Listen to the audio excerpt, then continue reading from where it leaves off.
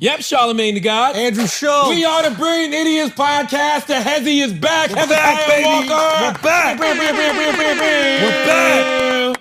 Man, I genuinely missed you, bro. I missed you too, bro. Like, dead ass. I saw you and I was happy. Like, oh, shit, Shosi. I did, man. I was like, oh, my boy is back. My guy is fucking back, man. Nah, it's great to see you, man. How did it feel to be away for 2 months? It was cool, man. Like hanging with the family every single day. Yeah. Never traveling. What do you mean? I don't get to, I'm traveling. Oh, yeah, got you. You know, like every morning waking up, like reading my daughter books to sleep every night almost. Like amazing. It was fire. So listen. Yeah. When did y'all shoot? I missed you, bro. I missed you too. I genuinely missed you, man. And a lot fucking happened. I know. I wanted to call in. There was so much going on. So much happened. But listen, did you? That game interview was viral over there. Really? I mean, come on, it's the internet. That's everywhere. Yeah, but like Australia is just so removed from everything. Really? Yeah, it's just like I've never been. They tap in, like they're great. It was awesome, but like they're removed, bro. Yeah. You're on an island in the middle of the ocean. Yeah. And just surrounded by Asians. A lot of Iggy's over there? Yeah. What? Is there a lot of Iggy's over there? Or is like she like a... No, she's not an anomaly. Like they're in shape. They're in shape over there. They're in shape. So Dr. Umar would like maybe do a little second take if you want. I think he might have to. I think he might. And technically they're Asian. They're not white. So he might be able to slide through. Yeah. So Iggy is Asian? Well, I think, where is Australia? It's in Asia. Yeah, they're Asian. That could be, Iggy should rebrand. Come out as Rice Spice and free. You know what I'm saying? I'm serious. She could have rebranded and come back. I think that is the move. Yo. That would be fire. Yeah. It's like, she really tapping her Australian Asian roots. My name is Rice Spice now. Spice. Iggy is dead. You know what I'm saying? She could kill. So, but when did y'all shoot? Because that's what we was wondering. We looking like, they always at the amusement park. Bro, 50's back here. Bro, 50 is... Oh, yeah. So people pop in and out, right? Okay. Like, so if, depending on like how much you're in the movie and like what parts of the movie you're in, you got to stay for shorter or longer. So like they were able to...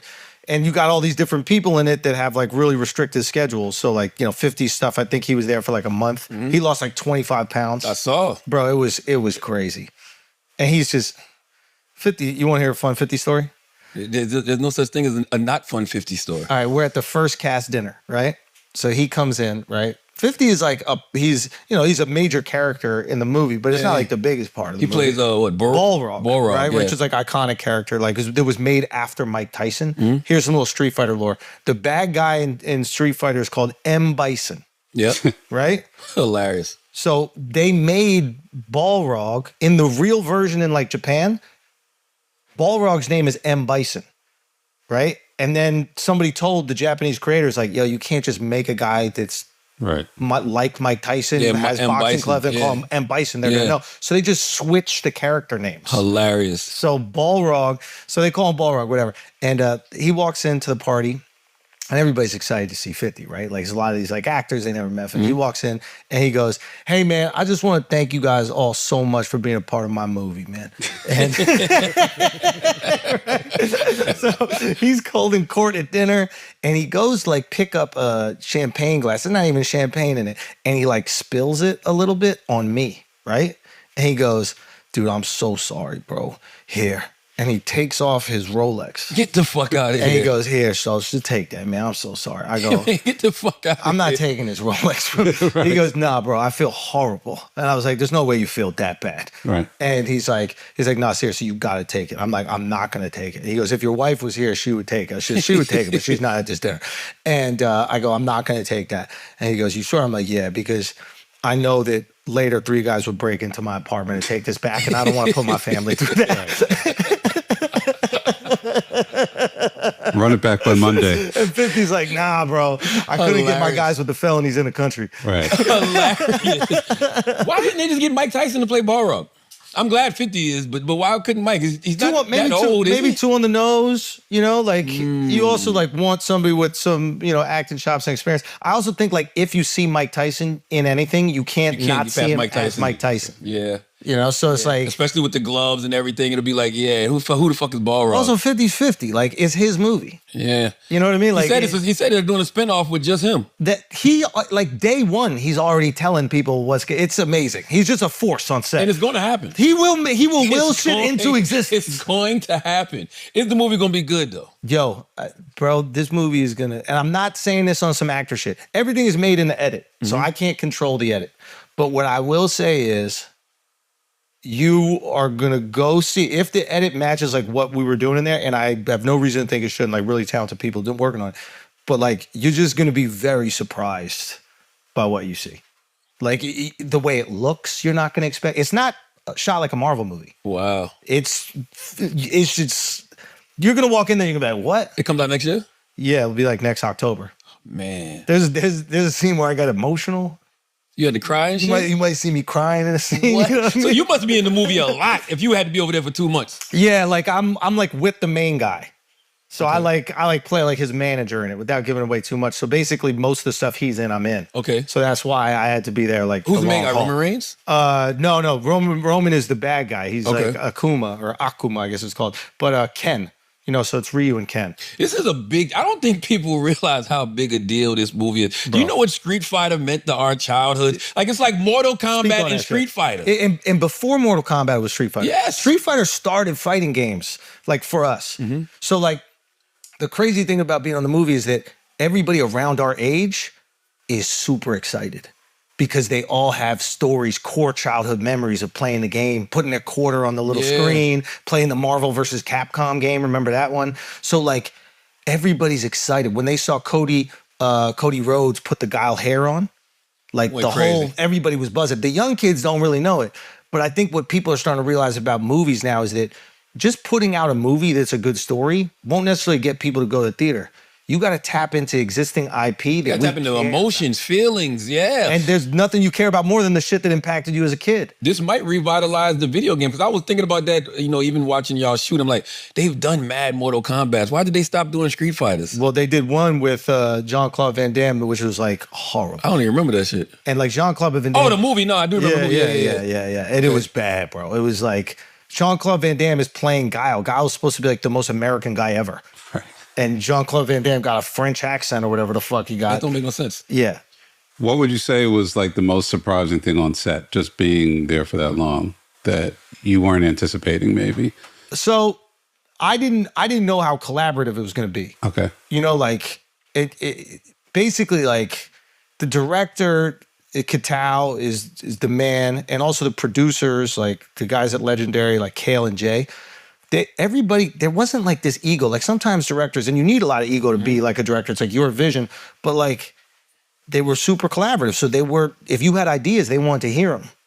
And when everybody cares about the movie, like they start really caring about like what their character would do and stuff, like on some real like actor shit that anytime you see an interview sounds wild corny. So even like saying it, I'm like cringing, but it makes it better to be thinking what your character would do in every situation. Yeah. And like we would just take these scenes and like make them funnier and build them and make them more like we were changing shit kind of on the fly. Like it was, so to me, that was the thing that I was most scared of. I was like, I don't want to just be sitting around all day doing nothing and then saying the lines. Right. But instead it was like, all right, what are we going to do to this scene? How are we going to make this better than what's on the paper?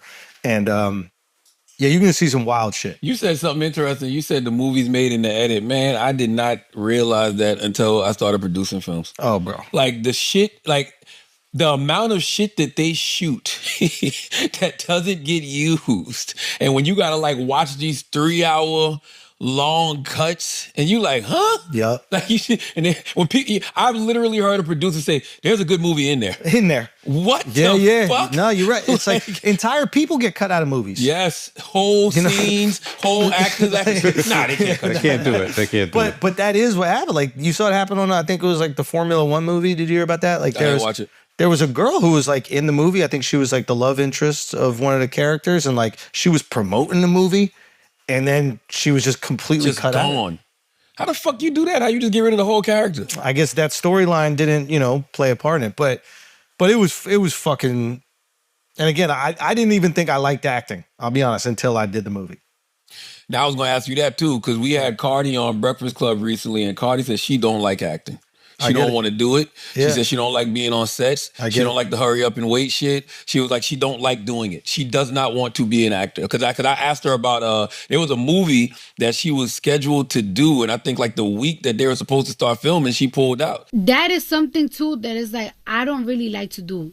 I always tell people like, it's like, I don't like sets. I don't like waking up at a certain time. I don't like having like a set schedule. Yeah. It's just, this is why I never finished college. Like, it's just, certain things are just not for you. Certain responsibilities are not for you. Like, I have to do things my way, my time. I don't know how people do it. And then it's like, I always heard that it's like, if you start off and you do like a movie and you do great, then the other movie that you make, that's when you get the big coins. I don't got time to be like, I'm getting this. Yeah. Which, by the way, I respect. That's crazy. You know what I mean? Yeah, because you got to go with your gut, your instinct. You know, it might fuck up some business, but you got to make yourself happy. And it's a big commitment. You're there for months. You being a stand-up comedian, bro, podcaster, do you like acting like that? Son, in a traditional movie where it's just like, show up, say that line, we're going to record it from this angle, then go home. Like, you sit in the trailer for 12 hours, I'll go fucking crazy. Yeah, my brain is not built for that. Like, I want to talk shit. I want to... Yeah. But the fact that we were allowed to like kind of be collaborative in this movie, it's like the in-between time isn't as boring because you're thinking about what would this scene be? What would this character do? How could we make this funnier? And it really made me go, I would like to be in a movie, but also be producing it. Hell yeah. Because then you're thinking about not just your scene. Like, we were around there watching other people's scenes, like pitching lines that would make them funnier. You know what I mean? Like, and a lot of times, like in entertainment, motherfuckers only care about themselves. So they do their shit and then they go home. But this wasn't like that. Like, people were showing up to set when they weren't even there and just hanging. Wow. I mean, y'all were in Australia. So it's not like they had any place to go. But you know, no, you're in Sydney. Like, you could party. It's a real city, and like fucking Rice Spice is walking around. Rice Spice might be there. Yeah. Streaming. Yeah. Listen. That is a great thing to think about because we definitely want to do a movie. I want to do a brilliant idiots, flagrant, this is what I was saying, guy like, code mashup written by James Gunn. Bro, you know he DM'd me when I was out there? Get the fuck out of here, yo! I think he saw us. He said thank you for the kind words. I think he saw us talking about Superman on this Get pod. the fuck out of here! Now you got me checking my DMs. I don't be in my DMs. You left him on red. Somebody I know was just with James. Oh no, it was fucking Alex. Yeah. Fucking James Gunn recorded at one of the fucking WTFs. No way. Yes, motherfucker ain't tell us shit. Yo, James, come on the pod, bro. How the fuck you don't... James, we need you on the pod. Yo, James, he is... I think he's a phenomenal comedy writer. He's the GOAT. And he's not even writing actual comedies. That's what makes it fun. Like, yes. That's what what we were talking even with not to make it about this movie, but it was like, the more you can get people, convince people that the drama is real, the funnier the funny parts will be because they're breaking up the severity of the drama. Yes. It's like a horror movie, like, the greater the tension, the bigger the fright. Think about Friday. People look at Friday as a comedy. That's a fucking it's thriller. A drama. That's a drama thriller, yo. It's a horror movie. Fucking Chris Tucker owes Big Worm money, and Big Worm wants to kill them. He's like, you don't have my money by this day, you're going to die. Just think about that. Yeah. But it's all the funny that's in it. You know what I mean? Coming to America is a love story. It's actually a drama. Think about how... that must feel to be like, damn, I don't want to marry this woman just because I'm supposed to. I got to break all these world traditions. I'm going to go to America, live like a poor person, and try to find love. All the comedy is within that amazing drama thriller story. And that's what the fuck you need, bro. And that's what everybody who does it right gets. It's like, I actually think the funniest movies are the ones where we genuinely believe the drama. Yes. Not even just movies, real life scenarios. Fleece Johnson, Booty Warrior. Yeah. Hilarious. Because... men. like, think about that. People have made that's James Gunn's newest character. We gotta teach him about Fleece Johnson. Oh, you ain't seen Peacemaker? I've heard. Oh my God! When Aaron McGruder did Fleece Johnson as the Booty Warrior on the Boondocks. People laughed at that shit, and made sketches. But this man was real. He was on what was that show called? Dateline or some shit? Yeah. He was on Dateline on one of them shit. I saw him on a dating show. like an online dating You see show. what I'm saying? Him and what's he the was guy's name? What? He was from Atlanta. I think he was like Thug. Woody? Yeah, him and Woody. Oh, I did. It was Pop the Balloon. It was something think it was like Pop that. the Yeah, Balloon. they were both there and like. But think about that. Yeah, though. how scary that is. He was raping men. Yeah. But you watched it, and every comedy writer's mind went, Yeah. that's hilarious. He describes it like dessert. You know what I'm saying? Have you heard him? Like, A memorable story that Fleece told us was about the place and importance that booty has in a maximum security penitentiary. And he went on about it and on about it. In his prison, booty was more important than food. Booty, a man's butt. It was more important. I'm serious. It was more booty, having some booty was more important than drinking water, man. I like booty. it is just visceral Bro. the way he describes it, bro. But listen, I'm gonna be like 50 Cent. I want to speak that into fruition. A brilliant idiot, flagrant, guy code mashup comedy written by James Gunn. James, we need you. You know what I'm James, saying? we need you. Like that shit would be hilarious. And serious and dramatic. Even yeah. the shit that I saw Kevin them doing. Kevin, I knew about the script anyway, but Kevin, Drewski, and Kai. Yes, right? they have a movie coming out. It's a murder whodunit. It's a mystery whodunit. Yeah. Like there's a dead body, and it's called The Live Scream from Hell. Yeah. So it's like, yo, that's what you do. You got to put these funny scenarios rooted in like a high stakes drama situation. Where is that? Is that in theaters? Is that streaming? Where is that going to be? I don't know where it's going to be, but if they put it on whatever streaming platform it's going to be on, it's going to break records. See you later. It's just interesting because when I was out there, like obviously, you know, a lot of the actors, they're like obsessed with film. You know what I mean? Like that is their thing, right? And we're just talking about the industry in general. And we had this conversation and it was like, who are the young? There's a difference between a movie star and an actor, like a big actor. And like a movie star, they were defining as someone who, if they're in the movie, people show up. Okay? Like, for example, like Chris Evans, I think that's his name, right? The guy who plays Captain America. Like, amazing as Captain America. Phenomenal. But are we coming because of Chris Evans or are we coming because of the IP that is The IP, absolutely, because Chris has been in other stuff. Exactly. But Leonardo DiCaprio can be in a movie about something we don't even know, and we're going to show up first. How did the new shit do? How did one battle after another Everybody talking about that. Like, I'm the most cynical comedian folks that I know that say every movie sucks are like, this is the best movie I've I'm going to ever go watch it this weekend. I did a screening for it last week and didn't even stay. You didn't even watch it?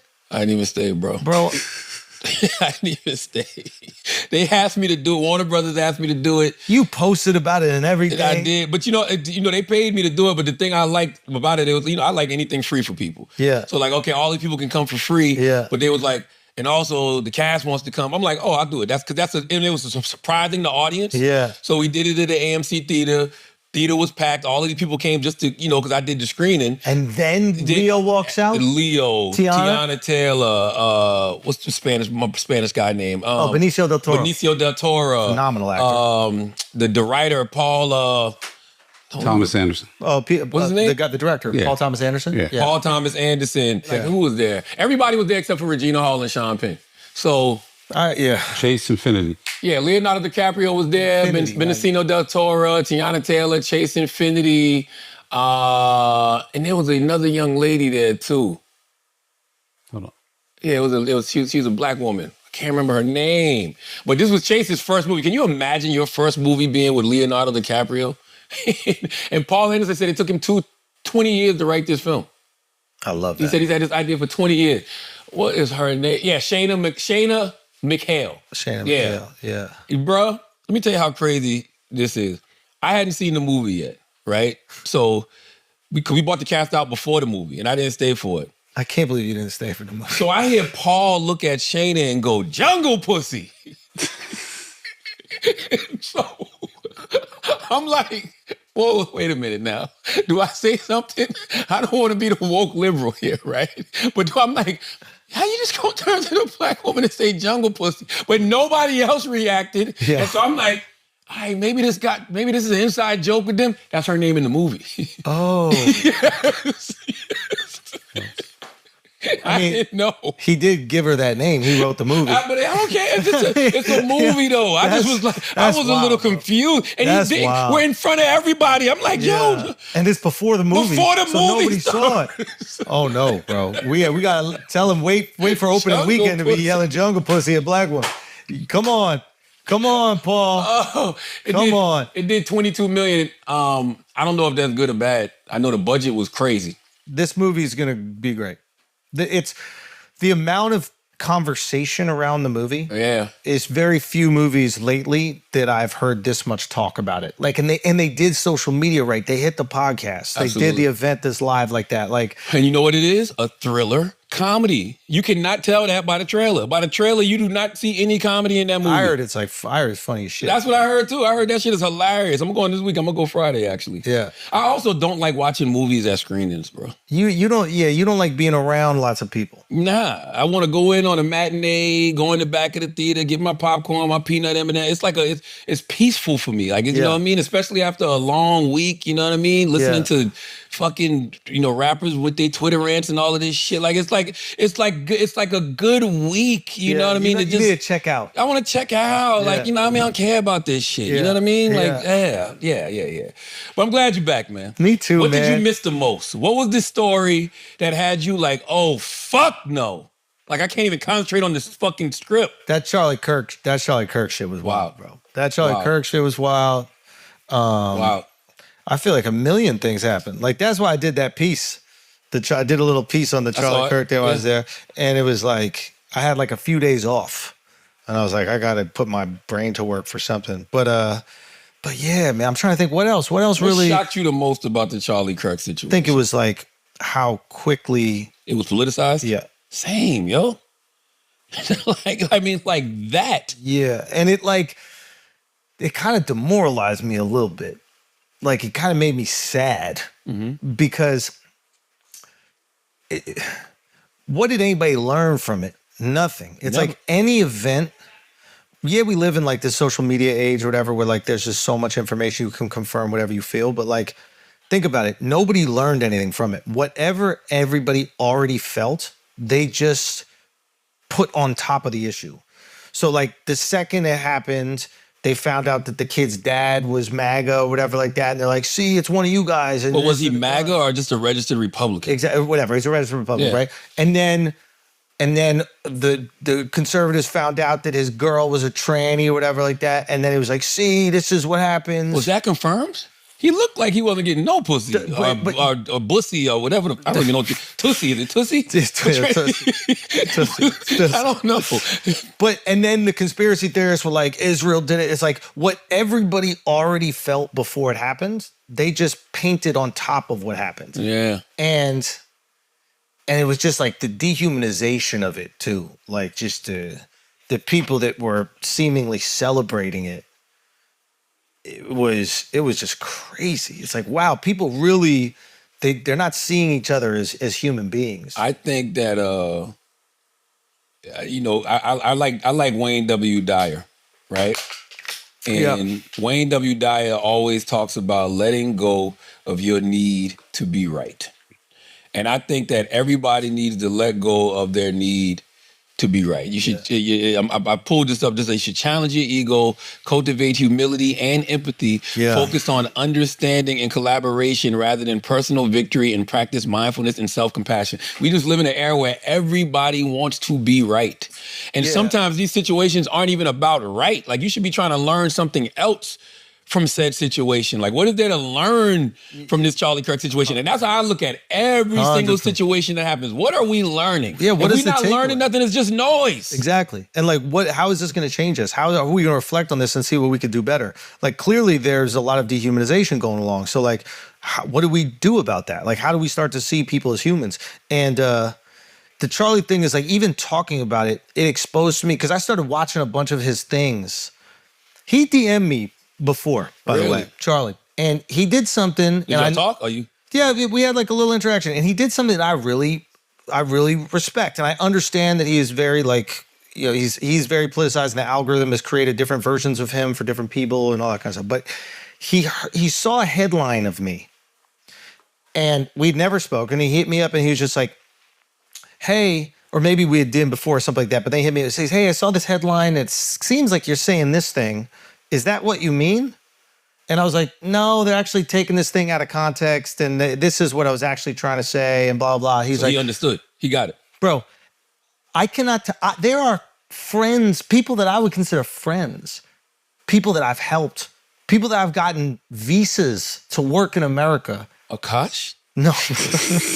What? Those H-1B visas are over.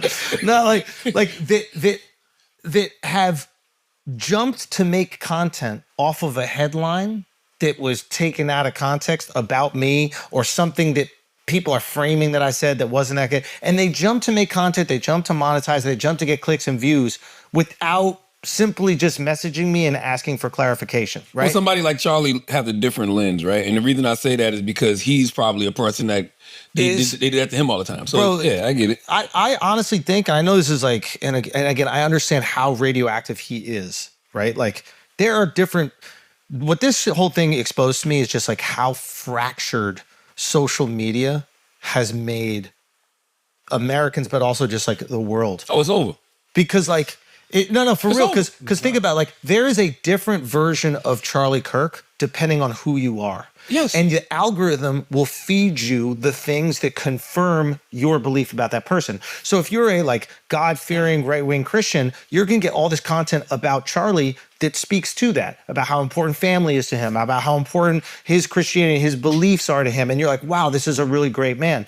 And then if you're a person that doesn't like conservative rhetoric and you think conservatives are bigots, you're going to get all of those 30-second clips with no context of all the things that he said. They're like, oh, I don't trust black pilots or whatever the thing is. You're not going to get the whole conversation where that happened. You're not going to get anything that would actually give you nuance. So it's like the algorithm flattens all of us, you, me, Charlie, everybody, into these two-dimensional avatars.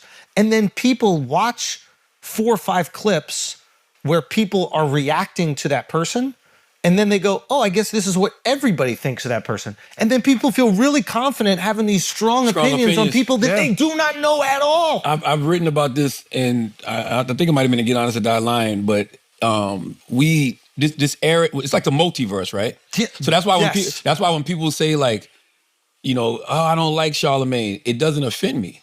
And the reason it doesn't offend me is because I don't know what version of Charlemagne you witnessed. You know what I'm saying? Like it don't bother me. You might have saw something from 10 years ago. You might have saw something from recently that you don't like. Bro. But then you also might have saw me over here talking about mental health. You might have saw me over here talking about, you know, having a political take. There's so many different versions of us that exist. Like I can literally go down my timeline for one story and it'll be like, you didn't support Kamala Harris. And then literally the next comment will be like, see, this is why Democrats will never win, because people like Charlemagne can't stop glazing Kamala Harris. like literally, it'll be the comments back to back. I'm talking about this happened 1 minute, this happened the next minute. So it's just like, what are you supposed to do with that? I'm not upset about anybody's opinion of me because I just don't know what they saw to have that opinion. So back in the day, there was this thing that I think Jon Stewart referred to as like the laundering of news. And it was like the Fox News to New York Post pipeline. I don't know if you've heard about this. So like on Fox News, there'd be like an opinion piece, right? And then that would happen like earlier in the day. And then by the night, that opinion piece would be reported on by the news. And then in the morning, it would be the front page of the Post. So you take an opinion and then you turn it into fact. Yeah. And now we don't really trust like traditional media anymore, right? Like, so this is part of Trump going fake news. It's also part of like legacy media, you know, pushing us into fucking wars and lying about weapons of mass destruction for years. So we have like lost some faith. But for some reason, we believe if we see a random person on TikTok saying something in their house. And they don't know what the fuck they talking about either. Exactly. None of these people, no, they don't know. There's no fact checking, nothing. But what it is it's not that we believe them. It's if we see 4 or 5 videos in a row we think that's what everyone feels. Yeah. So the algorithm gives you this sense of this is what the world is feeling. And then we start going, well, if I don't feel that way, then I'll be an outsider. So then we go, I guess that's how I feel. Yo, I hear people say stuff like that. They'll be like, this conversation is going all around the world because that's what their algorithm makes them feel. It's probably 20 people, bro. Like, it's literally probably 20 fucking people. You know the best conversation I saw about the Charlie Kirk shit? Ta-Nehisi Coates and Ezra Klein. Yeah. You know why? Because it was a good faith conversation.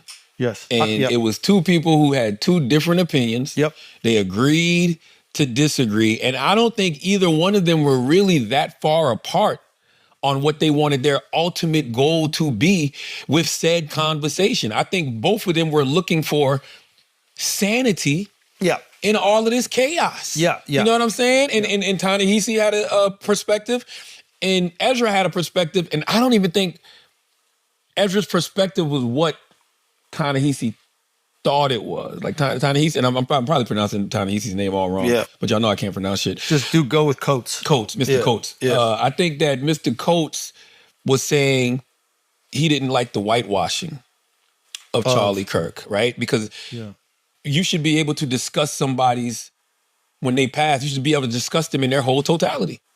Like nothing should be fragmented. Everything should be on the table. And you can acknowledge what happened to him was wrong. Yes. You know what I'm saying? What happened to him was wrong. What happened to him was tragic. I wouldn't wish that on anybody, right? Because I wouldn't want something like that to happen to me just because somebody doesn't agree with my opinion. 100%. But we should still be able to discuss their whole legacy and its, totality. And I guess that's what he didn't like about Ezra Klein's approach.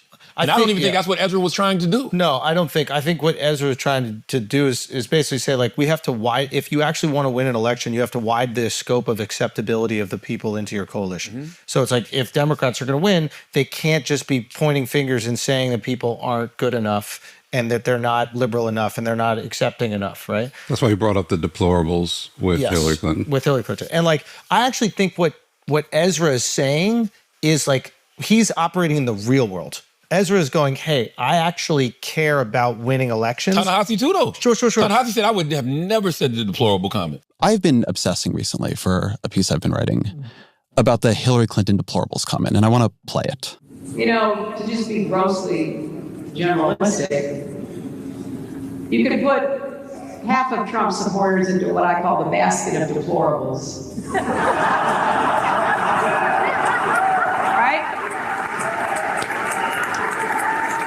Racist, sexist, homophobic, xenophobic, Islamophobic, you name it. And unfortunately, there are people like that. And he has lifted them up. He has given voice to their websites that used to only have 11,000 people, now have 11 million. He tweets and retweets. They're offensive, hateful, mean-spirited rhetoric. Now, some of those folks, they are irredeemable, but thankfully they are not American. What do you think when you hear that? She probably shouldn't have said it. Do you think it's true? I mean, it's probably not how I would say it, but, there are things that I would say, I probably would say what I said earlier, in the interview about the force of, and as I've been saying this probably since as long as we've been talking. Yeah. But I'm not, I just want to be clear about something. I shouldn't be running for president of the United States. You know what I mean? And my expectations for the rhetoric of writers, intellectuals, journalists, et cetera, is very, very different than what the expectation should be for people who expect to hold office. Sure. But what Ezra is doing is, like, when you actually want to win an election, you have to have this type of, like, language and rhetoric, right? And that's exactly why they were on the same page. Remember that what I took before you walked in, I was telling Chris the reason I like that convo and the thing that I think is getting lost in that is what Ta-Nehisi was saying about how you win elections. Yeah. He essentially was saying, like, I don't want Barack Obama saying certain things because I know he can't win. You know what I mean? Who was saying that? Ta-Nehisi. Yeah. So I don't know if it was about reparations or not. It might have been about reparations. Or he was talking. I think it might have been about reparations because he was talking about how it was an article he wrote called. Well, he said the thing about it was Kamala. Remember, he was like, I had to go speak to these people who are That's right. these Palestinian people who are suffering That's right. based on what's happening in Palestine right now. But I had to tell them I got to support this woman who was doing nothing during the Biden administration, would continue to do nothing afterwards because of something I want. I can give you an example from the other side, by the way, too. Yeah, go for it. Brother, you know what my position was during the election about Palestine, about Gaza. Kamala Harris was running to be the first Black woman to be president of the United States. You cannot imagine how animated Black folks were. And some would argue the base of the Democratic Party, Black women. You know what I mean? We're going to, see this thing. She was not taking a position that I thought was particularly moral. I had to talk in front of Black audiences about that.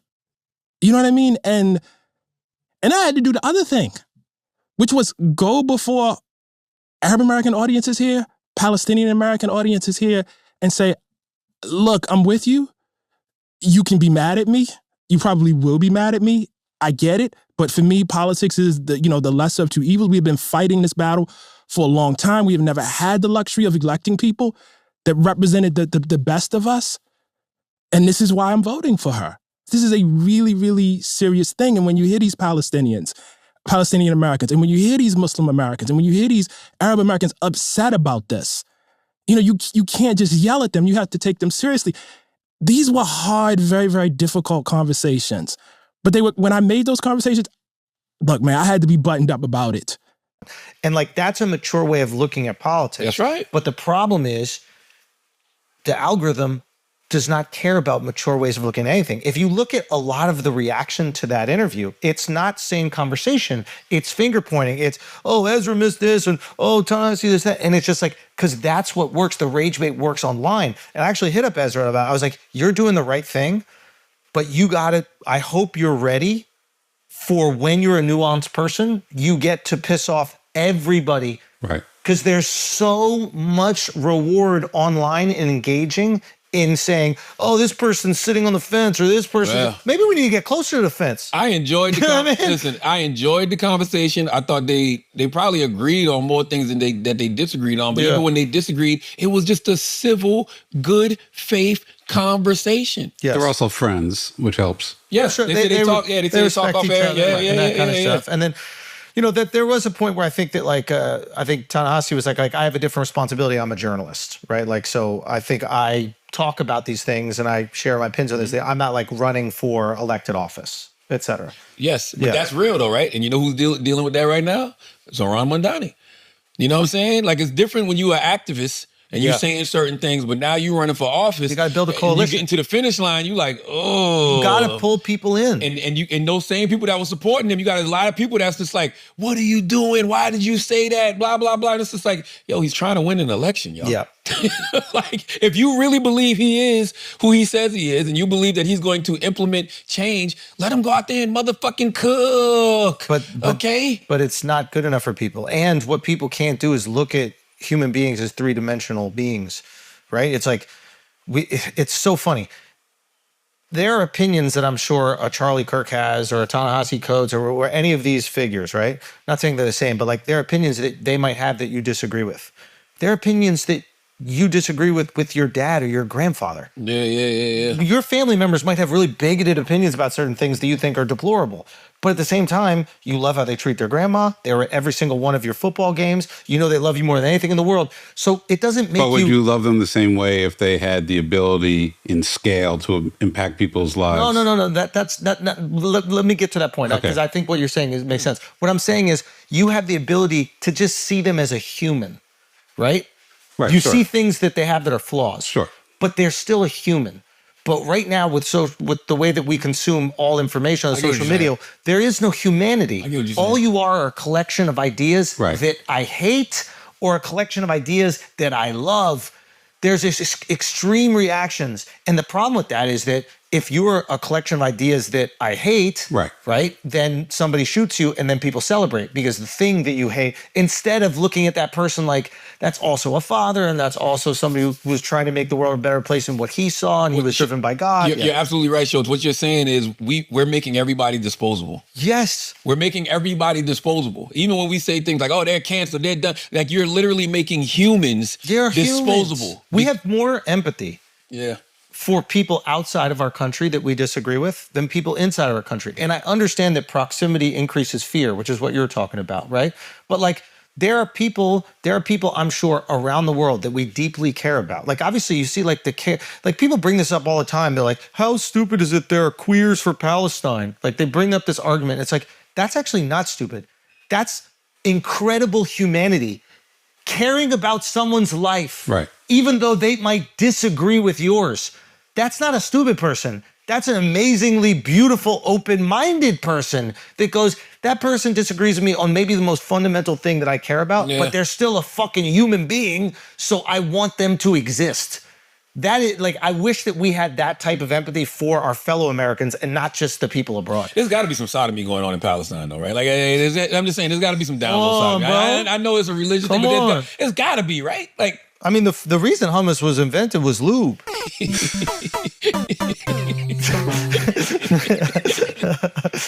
That's some tasty lube. There's a famous quote about, it's... hummus?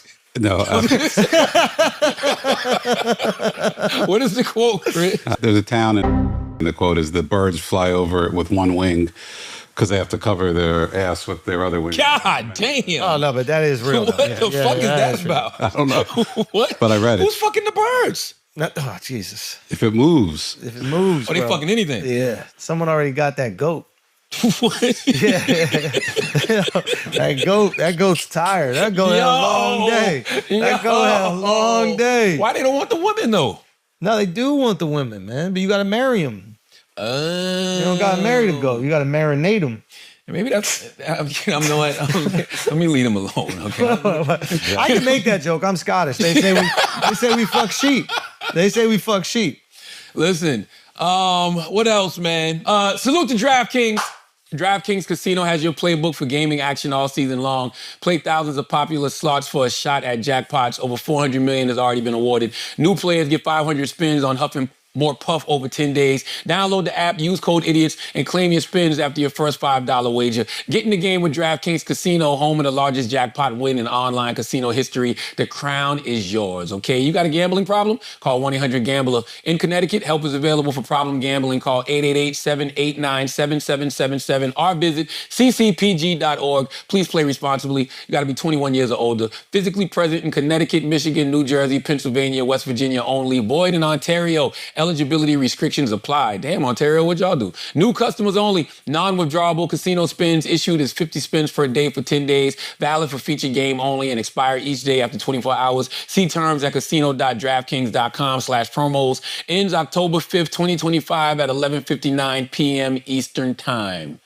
Also, today's episode is brought to you by Kickoff. Let's be honest, when your credit's not in great shape, it can feel like the whole system is working against you. You can be smart with your money, pay your bills, do everything right, and still get penalized. In fact, drivers with low credit end up paying 118% more full coverage auto insurance than those with excellent credit. But that's where Kickoff comes in. It's a smarter, faster way to start building real credit without the usual headaches, man. You know, we've all been on a credit building journey trying to get our credit right, and Kickoff can help you do that. Users with credit under 600 grew an average of 84 points in their first year with on-time payments. With transparent, affordable plans starting at just $5 a month, no hidden fees and zero interest. Kickoff helps you score big when it comes to credit. It's simple. You make on-time payments, credit bureaus see good behavior, and your credit can grow fast. Start building credit immediately for only $1 for your first month. Sign up in minutes from your phone. No credit check. Cancel anytime. With over 1 million users and hundreds of thousands of positive reviews, there's a reason why Kickoff is the #1 credit builder on the App Store. Start building credit with Kickoff today, and you can get your first month for as little as $1. That's 80% off the normal price when you go to getkickoff.com/idiots today.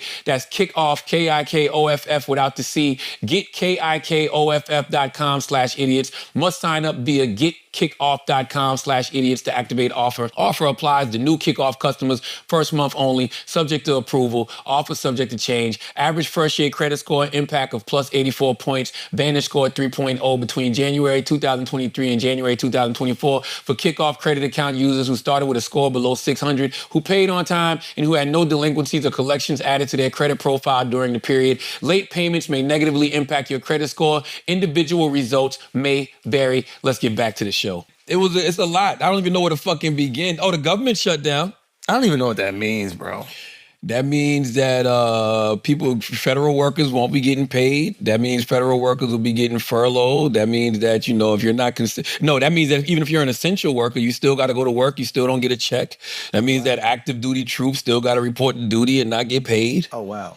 It's silly. And, it's the illest thing about this is that Republicans have found a way to blame this on Democrats. But Republicans, y'all have all the power. Why? Yeah, don't they control? You control everything. So who are the dissenting votes? They blamed it on. I've seen them blame it on one person. Who? AOC. But how I don't even know.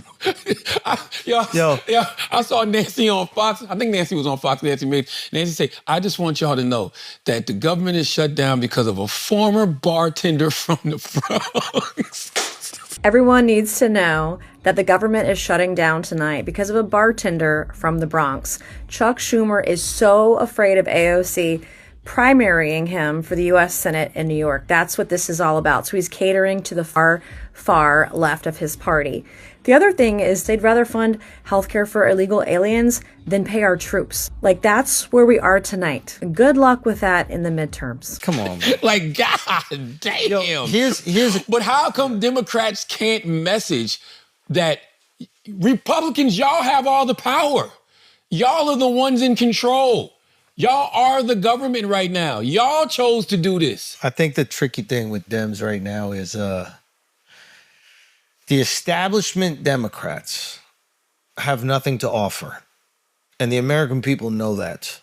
Dems are walking into Congress with one hand over their asshole. They one are. Hand, okay. They walking into they walking in the government with one hand over their asshole because they getting fucked at every turn. Lindsey Graham is right there, bro. Lindsey's like, finally. No, but like the establishment ones really just have nothing to offer the American people. The new Democrats, right? The Zoran Mamdanis, the AOCs, and then Bernie, the guy who has been spearheaded this movement, they have something to offer. And the reason I know that they have something to offer is they don't talk about Trump constantly. All Mamdani talks about New York. He talks about what he wants to do with New York. Like his ideas or hate his ideas, that's fine. You can be critical of someone's ideas. This is America. But he actually has something to offer. He believes he has something to offer people. He goes, hey, we're going to do things to help your life. The establishment Democrats, this is kind of what I realized. I was like, oh, they got nothing to offer. So the only thing they could do is go, he's bad. Look how bad he is. I watched him on CNN. He did an interview with Aaron Burnett the other day, and it was a good interview. And yes, he was just dropping what he wanted to do, all his policies. And they asked him about Trump calling him a communist. Yeah. And he didn't even stay on that too long. Bro, think about it. Think about your restaurant, right? How do you promote people to come into your restaurant? Do you say, yo, all those other restaurants are horrible. You don't want to eat there. Their food is bad. Or do you talk about how delicious your food is? Yeah. If you got good food, tell me about it. Yeah. But if you got nothing to sell, then all you can do is slander the opposition. Mamdani is going to be either a home run or a big swing and a miss. If he wins. If he wins. If he wins and it's a swing and a miss, right? Like, that is a devastating blow. But I think that the swing and the miss might come from him not being able to implement the thing. Simple as that. But that's why it's a swing and a miss. So it's like you still got to temper people's expectations. I believe that, I keep telling people, go back and watch what President Obama said when they was campaigning with Kamala, and the way he spoke about how sometimes, and I'm paraphrasing, but how sometimes Democrats just promise too much. You just promise the world to people. Politicians do that in general. Like, they promise the world, and then people are micromanaging things so much now. Like, they're like, oh, you said you was going to do X, Y, and Z, and you didn't do this. So they're going to be on Mamdani about getting a lot of the things that he said he was going to do done. And when he's not going to be able to implement those things, since people don't understand politics, they're going to crucify him for it. And then he's going to also have to play ball. But right? I mean, hasn't Trump promised 500 things in the first month of his second administration? None of them came to pass. It doesn't seem to impact him. I mean, he won twice already. No, but you know why it doesn't impact him? Why? Is because there's nothing else that is being offered up. All it is whining and crying about Trump. Tell us, will a Democrat come out and tell us how they're going to make people's lives better? I think they have. It just doesn't resonate. Who? And I get emails every day from Hakeem Jeffries, and they're laying out garbage. No, but that's to my point. People are laying out plans and giving specifics. What? Most people just what aren't does Hakeem specifically say? I can go to my email right now. This guy emails me every day of the week. Hakeem definitely got his butthole covered. So the point is, we don't want to hear it anymore from a certain part of that party, right? Yeah. And a part of it is that Mamdani has new ideas that have kind of risen above the noise, but I think it's also just like fresh energy on a certain level is resonating with people. I agree, but I think, listen, if he wins, like I said, he's going to have to get things done. Well, what does he have to do to win? Oh, right now you need some black people and some Jewish people on the side. Good luck. I think, Mamdani's a perfect example of what we were talking about like the flattening of people. Yeah. Like there are certain people that truly just believe he is a anti-Semitic communist. They literally believe that is who he is as a person. And then there's other people that believe that he's a young, smart liberator that's trying to help people that are struggling to make it through in a very expensive city. This is the same person. And online, there are 2 different versions of him. Maybe 10. No, exactly. There's 20. There's a million different ones. And it's like... Muslims got mad at him the other day because he said he wanted to decriminalize prostitution. Yeah. So when he was on Rosanna Scotto, like he kind of had to explain that. Do you support decriminalizing prostitution? Yes, right now what we see in this moment is we have an approach that is not putting safety first. What we saw with the previous mayoral administration was an end to the raids that we saw on sex workers, an end to prosecutions that were taking place of sex workers themselves. What we have to bring to City Hall is a focus on ending sex trafficking, on ensuring that there is no tolerance for violence against women, and also having safety at the cornerstone of all the policies that we pursue. And when we look at the findings of whether it be the World Health Organizations or the United Nations Working Group on the Safety of Girls and Women, we find that decriminalization is one that actually provides the most safety for these sex workers. I know, a lot of people are concerned about the young girls being trafficked. But Muslims like, what do you mean you want to decriminalize prostitution? Yep. Like, even though Diddy would love that, right? But just like... And he won't do it anyway, so what's the difference? But he said he wanted to. Well, I don't know. I think the crime thing is going to be a challenge for him. The crime thing it's is going a challenge for me. Like if I had one reservation, I've often said I'm a little more like pro policing than probably a lot of other people who share ideas with me. And like, bro, it doesn't work. This idea that like the fund's not going to work. I like what he says when he says refund social services though. Sure. Look, at the end of the day, you don't do something because you're worried about the punishment. I would love for us to sit here and go like, we're not going to do it because, forgiveness is important and we're all going to know how, if we had the right opportunity, we had the right money, we would do the right thing. You know how many friends of mine that came from like upper middle class backgrounds ended up selling drugs because it was fun and they were lazy? Damn.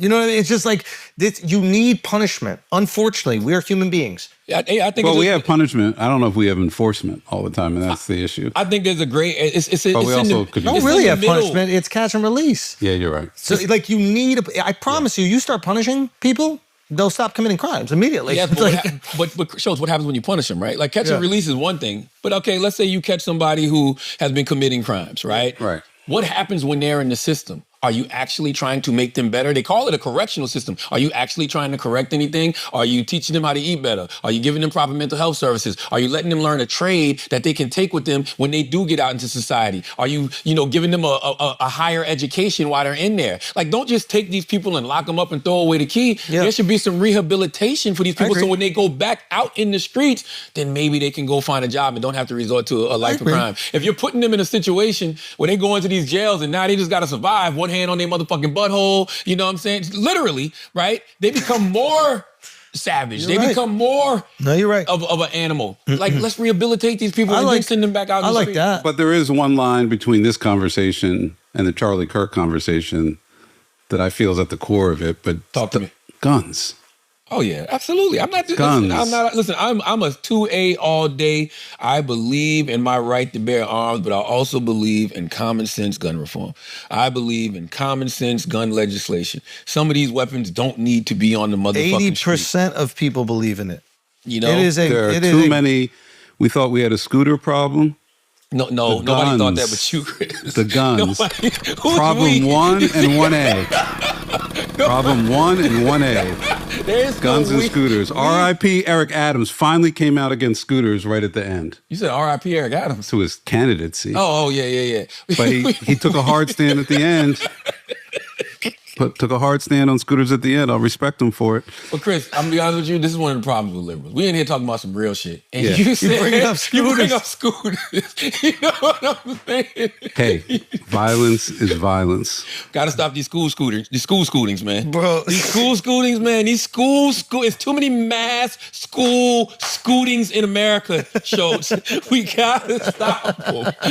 Okay? It's too many mass school scootings, man. It is crazy that like with Trump dropping the ball on so many of the things that he promised, the Democrats haven't been able to like pick up steam. What is that? But we've said that. We said this a million times. Yes, we know Trump is going to fumble. But the Democrats don't have the team to pick up the fucking ball. But why is that? And it seems that like people are, I don't know, maybe they're angry. I don't know. There's just like a lot of I got thoughts. I got plenty of thoughts on that. I've said it a million times. I think because they haven't acknowledged the big lie yet. Yeah. Well, now Kamala has done it in her book 107 Days. The original Sin did it. Corinne Jean-Pierre got a book coming out. Mm-hmm. But more Democrats have to acknowledge the big lie. No, they can't. Throw that old regime under the bus and literally it needs to be blown up. Bro, the amount of people, let me tell you how what is it when you're not willing to reflect? You're just, when you ignore your problems, what is that word? Not having any mirrors? I don't know. Yeah, like, no, but literally it's like, oh God, I can't believe I'm forgetting this word. But the lack of like self-reflection or self-awareness? Yeah, self-awareness or like you just not facing your problems. Accountability? You're ignoring the lack of accountability or whatever it is. Basically, the amount of like DMs or like tweets or whatever I'll get, right? About people that literally think that like me, Joe Rogan, and Theo Vaughn are responsible for Trump becoming president, that don't think that the fact that Democrats ran a dead guy and then a woman that couldn't talk had anything to do with it, just shows that they're not willing to be in reality. Like all these people are just like, let's ignore what's happening in our house and let's point blame, let's scapegoat, let's find out what's going on in the world. It's like you ran a dead guy that we all knew were dead. You gaslit us into thinking that he wasn't. And now you're writing books about how he was. And then you ran a very unpopular candidate that said she was going to do all the same things as the dead guy. You ran the running mate of one of the most unpopular presidents ever. And you gave her 107 days to do it when her approval ratings was lower than him. So not only does she have to dig herself up out of that grave, she got to do some allow me to reintroduce myself shit. And that's impossible to do in 107 days. That's why I genuinely enjoyed her book, man. I enjoyed her book because there was accountability there. I've seen people say it's a book full of excuses. It is. Yeah. But like, who doesn't have excuses when they lose, right? And by the way, I wouldn't even call them excuses so much as to say... Does she acknowledge not coming on the pods? Yes. That's another revision. She has a whole chapter about Joe Rogan, and she said people completely fucked that up. She actually said, and hold on, let me make sure I'm getting that right. She actually said it was Rogan's team that was not being honest about that situation. Yeah, I bet. Let me make sure. I mean, I know for a fact her team has lied about us, like 100% fact. Yeah, she said she wanted to appear on Rogan's podcast on October 25th, 2024, but he chose to interview Donald Trump instead. She alleges that Rogan later made false claims that her campaign had placed restrictions on topics for the interview. In late 2024, Harris' campaign made an offer for a 1-hour off-site interview in D.C., but Rogan insisted on an open-ended in-studio conversation in Austin, which her team rejected. Aides suggested that some of her more progressive advisors were concerned about the optics of an appearance on Rogan's podcast, given his history of controversial remarks. She talked about all of this in the book. But it's just so like, it's just so interesting that like the revisionist history is that like Trump wins because he comes on these comedians' podcasts. As opposed to the other side just being bad. Though the other side was also invited onto. Like, how are we responsible for their bad decisions? You're going to be talking about this till the day you die. Who is me? Yes. Why? Because it's actually a moment in time, whether we realize it or not. You don't realize it until you like, damn, this isn't a book. Yeah. Like you read these things, they're in books. Like we're part of history. Correct. Like whether you want to be or not. It's similar to 1960 in a way. I wasn't there, Chris. What happened? Neither was I. What happened? But I've read about it in books. Okay, talk to me. So there was a technological shift in 1960. The debate between Kennedy and Nixon was the first presidential debate that was ever televised. Mm-hmm. So coming into it, Kennedy was young and vibrant and energized, and Nixon was old. Compounding that, he like hit his knee against his car door. Oh God! He had an injured knee, and he was like sweating and like freaking out. And that's, in retrospect, what people say shifted the election, because the technology had changed. People had never had a chance to see the candidates before, and there was such a stark contrast. And I think with podcasting and the shift in media for this election, it's the same thing, where there's this shift happening in one space, and then the politics kind of dovetails into it, and Chris you have a big change. Right. Can I bring up something about this? Which is, I'll tie it back in. Okay. There's no young like movie stars right now. There's no young like action stars. Well, Timothy Chalamet. Chalamet. I would say he's a movie star, but he's not like a he's not like a He's not box office yet? No. I'm not being critical of Timmy. Like obviously he's very successful and he's talented, but like outside of like Timothy, it's like who is the young Tom Cruise? Like when we were growing up, there were all these guys. There was Bruce Willis. There was like 20 different young actors that were like. It's not Timothy? No, he's one. But I'm saying got you. he's one. Like, and I don't even know. I would have to ask my daughter. Like she'd be into those. Because there were only a limited amount of platforms when we were growing up. Well, yes. But I also think what happened is, I think that Hollywood kind of ignored what was happening. I think what happens is less people were going to movies. Hollywood got scared. They started putting the same stars that they know could draw in movies. Like Tom Cruise is still doing Mission Impossible, right? Like he's 70 years old. Like he's still hanging off of planes. He's 7. Like they haven't gotten the 50-year-old version of that. Like the 30, the 20. Like, so I think what Hollywood did is they started to freak out and they started, okay, let's keep on putting Indiana Jones in movies. Let's keep on doing the folks that are watching. They were trying to play it safe. They're trying to play it safe because the budgets are $200 million, et cetera. And then what happened is the next crop of young entertainers don't end up going into Hollywood. They end up streaming. They're Kai, right? Yeah. They're Drewski. Yeah. There's a bunch of comedians like myself. Like now we're going into movies, but like we're basically the younger crop of entertainers that if this was 30 years ago, you don't think Kai or Drewski would be in every single movie? They would. They would be Eddie Murphy. They would be Jim Carrey. I think back in the day. The reason why I say I don't know, because none of those motherfuckers in Hollywood have ever shown us that they know real raw talent. No, well, you know what I'm saying? I'm saying like you really had to take your hand. You had to be the bird that take your hand off the wing. You had to be the bird that takes your wing off your asshole told that and go in these studios ass first. Ass first, mouth open. Right? You know what I'm saying? Like, is it a coincidence that all of these guys that you named, right? A lot of these Hollywood types have all of these rumors? No. If you understand what I'm saying, where do those rumors come from? I don't know. Huh? Were they naturally born that way? Or did they become that way because of opportunity? My point is, the Kais, the Drewskis, the Hughes, I don't know if Hollywood ever sees y'all, bro. But I'm being honest. No, 100% Hollywood. Hollywood is just starting to see comedy, right? They're just starting to see comedians. They don't even know streaming exists. Like the fact that this movie is happening with them is massive. But if Kevin Hart doesn't go, I want to do this movie. That's right. That's not happening. And he's a major movie star, right? It's Kevin's ability to recognize what was actually happening, where the youth is, where the kids are. Like, think about podcasting. Like, Kamala thought that it was in her best interest to not go on the biggest platforms on the planet. I do think Kamala did a combination of both, but she did miss big platforms like Rogan, like Flagrant. But I think that she did what you should do, because we live in a world now where you just have to be in front of as many eyeballs as possible. Sure. And like I did a upfront for Nielsen this week, and I think what Nielsen is doing is dope now, because all of this stuff is going to account for ratings now. Like when it's not just people listening to radio, it's podcasts, it's all social media. Like everything is combined now. I'm giving you the behind the scenes. Yeah, the not educated technical version of it, right? Right. But that's what you have to do. I think she did a good job of that. You should go on The View, but then you should go do All the Smoke, right? Yeah. You should go on Stephen Colbert, but you should also go do That's fair. Flagrant. She did a bunch of pods. She did. Right? It was just Trump didn't do that because he didn't have to. He's been campaigning for 10 years. I don't need to go on your mainstream platforms. I can go on all of these podcasts, and you got to talk about me anyway. But he did go on a bunch of them. He did. No, he didn't do no mainstream stuff.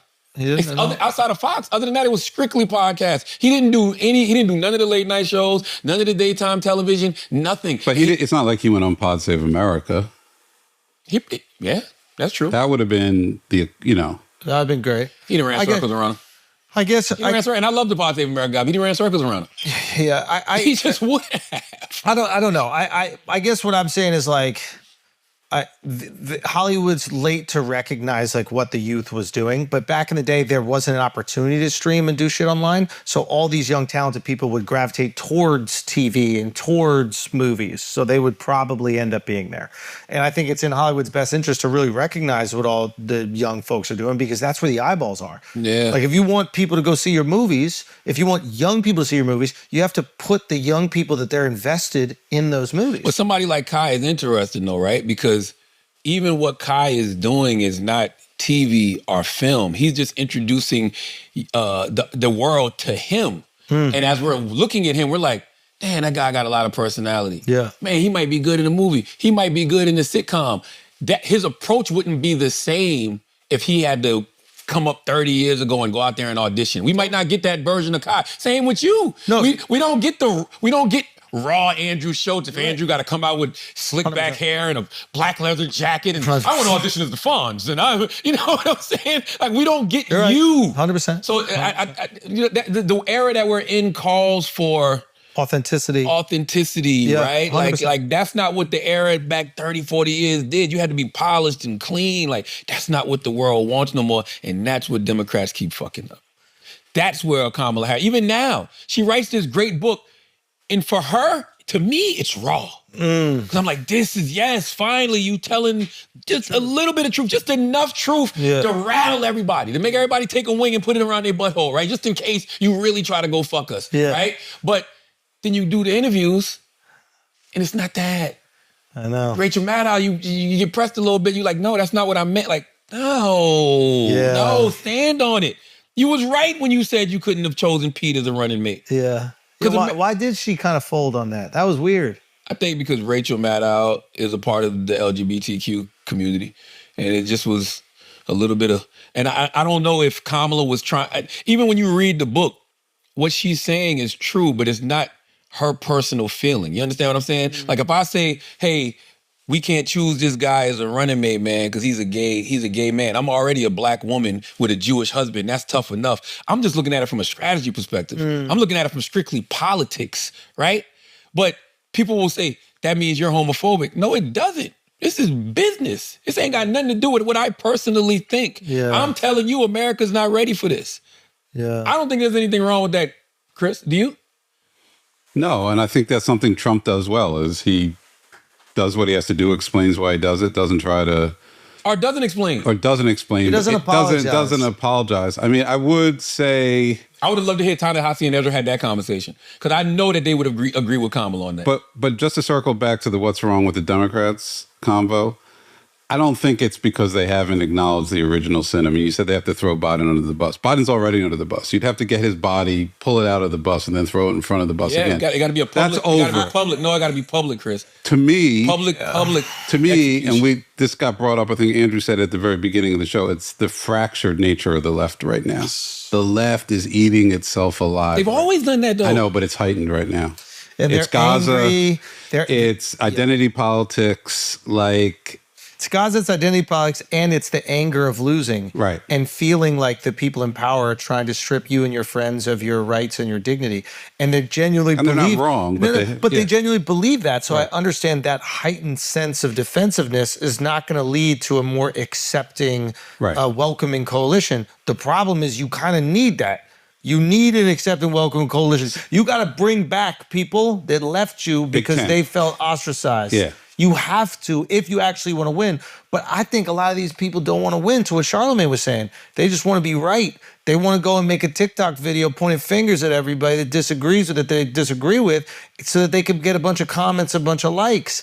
And it's like, all right, well, then you're not a serious guy. Well, that's always been the case. I mean, you had Abby Hoffman and the far, far radical left, similar to, I mean, I think what we're going through now, the closest, analogy is the late 60s, early 70s in America.